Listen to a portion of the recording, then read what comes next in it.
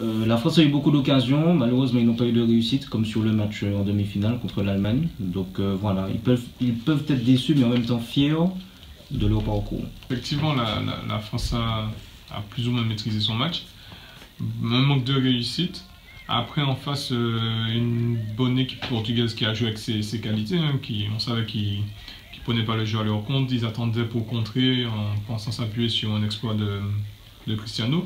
Et je pense que c'est la meilleure des choses qui leur sont arrivées, c'est la blessure de Cristiano, parce qu'on se demandait lors d'une émission pourquoi il s'obstinait à le faire jouer en pointe alors que sur le banc il y avait Eder. Et puis on voit que maintenant qu'en faisant entrer Eder, la solution était trouvée devant. Il fallait mettre un avançant, un vrai devant, et puis Ronaldo qui attire moins de ballons, donc tout le monde essaie d'élever son niveau de jeu, et du coup ils ont réussi à remporter ce match. Bon, je tiens à dire que les faits sont graves, hein, suite à la publication du dénommé Polo, je trouve que c'est de la calomnie, que c'est une conspiration contre ma personne, mais bon, je laisserai la parole à Mathieu pour te saluer, mais Polo, ce que tu as fait, c'est pas bien. Que les faits soient clairs, moi, après les chiens boules, le football c'est terminé. Moi je ne connais plus ça, je vais me mettre au biathlon, au volley si vous voulez, mais moi le football c'est terminé. J'ai reçu des Mathieu, c'est là qui revendent le fast-food. Oui, moi c'est fini.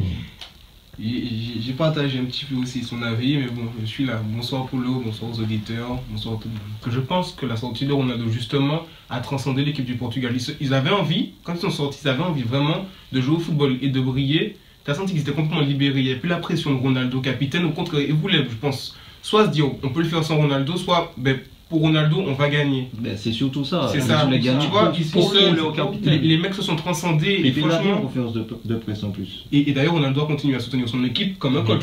Comme un coach. Non, mais là, il a Nicolas, toi qui disais que c'était pas un leader. Alors là, non, il a dit que c'était pas forcément un bon leader. Un bon leader, je sais pas que c'était pas. Non, que c'était pas un bon leader. Autant pour moi. Mais sur le court, par contre. Ah, sur le court. Sur le terrain, je trouve pas que c'est un exemple, mais ce qu'il a fait en finale, en dehors du terrain, c'était beau. C'est coach Ronaldo, oui, mais même tu sens que c'est lui qui a presque fait de la sélection, parce que le coach sur le bord de la pelouse, je le voyais, mais c'était plus Cristiano que je voyais. C'est 4-2-3, c'est 4-5-1, c'est 4-2-3, 4-5-2. Excusez-moi, je m'excuse, alors c'est un 4-2-3-1, non, je me suis mal exprimé. On les fait un match contre nous.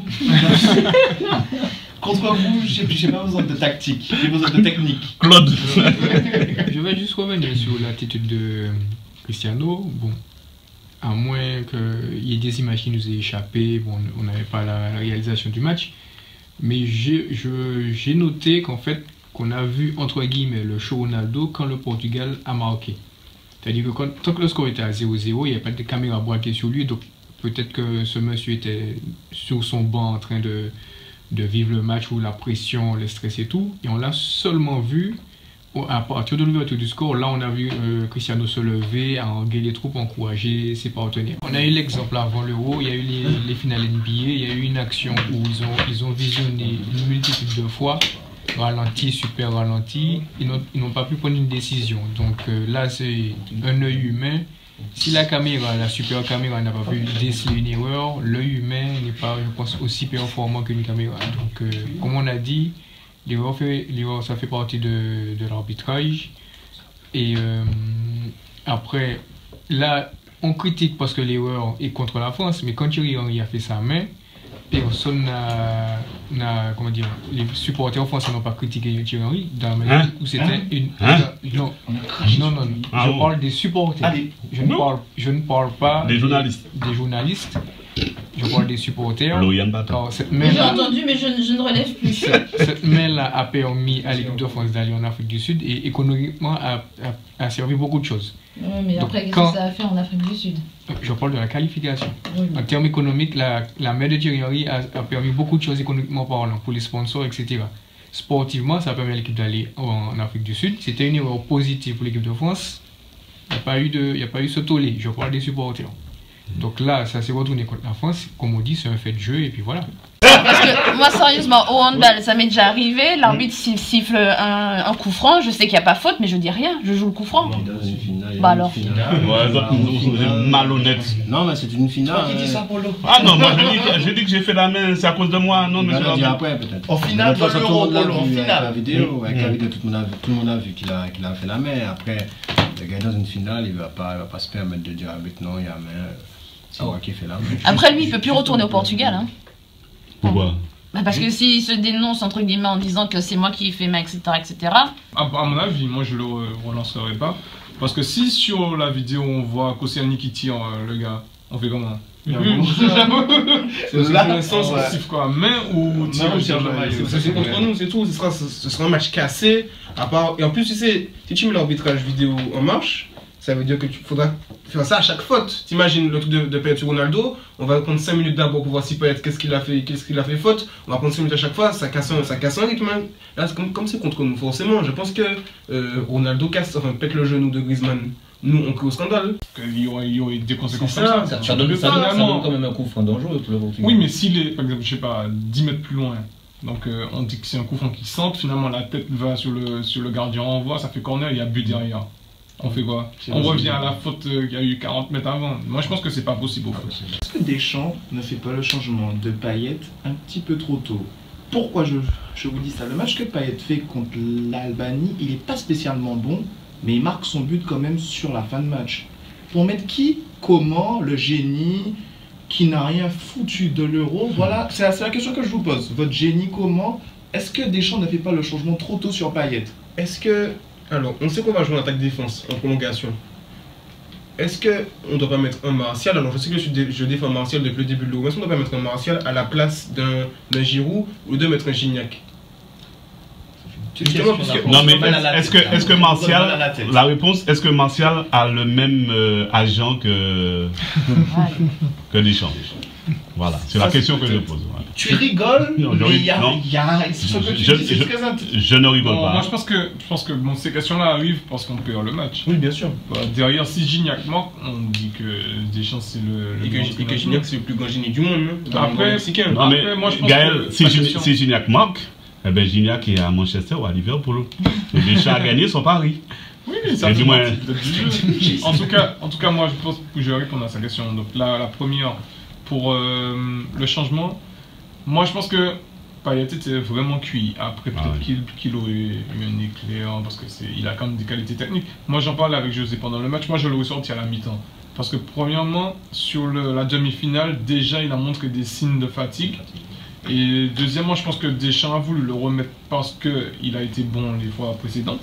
Mais là, il a réalisé assez rapidement que physiquement c'était compliqué pour lui. Pourquoi? Après la deuxième question, c'était Gignac. Gignac et Martial. Moi aussi, par contre, là, je pense que je regarde Giroud un peu plus longtemps. Parce que c'est lui qui permettait, contrairement à ce que vous avez dit, peut-être que vous pensez que c'était Payet qui faisait briller Griezmann. Moi, je pense que c'est plus Giroud qui faisait briller Griezmann. Et je pense que Griezmann avait peut-être besoin de Giroud un peu plus longtemps dans le match. Mais derrière, Coman, il n'a pas fait une grosse rentrée, mais il fait une passe décisive que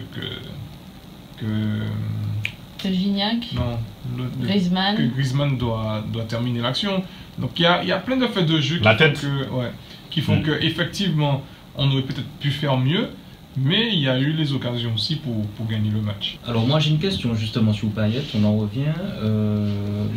Il a surtout été bon dans les premiers matchs en 4-3-3 sur le côté gauche. Est-ce que c'est pas depuis le changement 4-2-3-1, exilé sur le côté aussi, qu'il était pas moins à l'aise justement?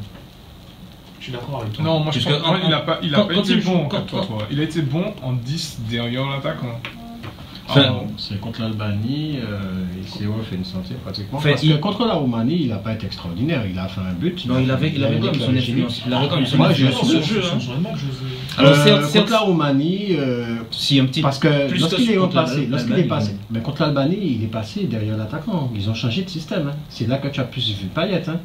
Et dans le 4-2-3-1, Parce que Mais dans 4-3-3, il avait l'habitude aussi de dézoner et de se retrouver. Il avait toujours sa liberté. Ils avaient toujours sa liberté en 4-2-3. Il a toujours eu sa liberté. Alors, tu parlais de lui justement en 4-2-3 derrière l'attaquant, mais est-ce que depuis que Deschamps justement a replacé Griezmann derrière Giroud, est-ce que ça l'a pas gêné un petit peu aussi, Payet, dans son jeu, pour piquer dans l'axe comme d'habitude, etc. C'est peut-être pas faux, mais je trouve que malgré le système de 4-2-3-1, je trouvais que Payet avait toujours la même liberté qu'il a eu même en 4-3-3. On pense en faisant briller des joueurs sur qui on peut compter, des gars qu'on sait qu'ils vont pas chier dans nos mains, et puis des gars que quand ils sont sur un terrain, ils se donnent à fond. Et franchement, Sissoko, je tire mon chapeau parce que derrière, il était beaucoup critiqué, et puis il a répondu positivement sur le terrain. Dommage qu'il joue peut-être trop avec son cœur, parce que bon, mais parce que je pense sur la frappe là, dans la surface, il y avait peut-être mieux à faire. Mais en tout cas, il montre à tout le monde qu'il est là, il ferme sa bouche et il bosse. Lauriane, qu'avez-vous retenu de cet Euro? Beaucoup de promesses, beaucoup de polémiques, surtout des polémiques assez stériles, je trouve. Revenir sur la composition des 23 alors qu'on est à la fin de la compétition et qu'on devrait plutôt se baser sur ce qui a été vu sur le match. Donc moi j'ai envie de me projeter pour le mois de septembre, pour les qualifications. Pour la Coupe du Monde 2018. Ça va être compliqué, José. Je ne vais pas parler de l'équipe de France, c'est plus du Portugal. Ils peuvent dire merci à Michel Platini, parce qu'en étant mis en troisième, on peut dire qu'on peut gagner peut-être une compétition. Mais le Portugal l'a fait, donc ça donne espoir à certaines équipes. Parce que vu la situation du Portugal après la Hongrie, et se retrouver comme ça à gagner les championnats d'Europe, je ne pense pas que beaucoup auraient misé dessus.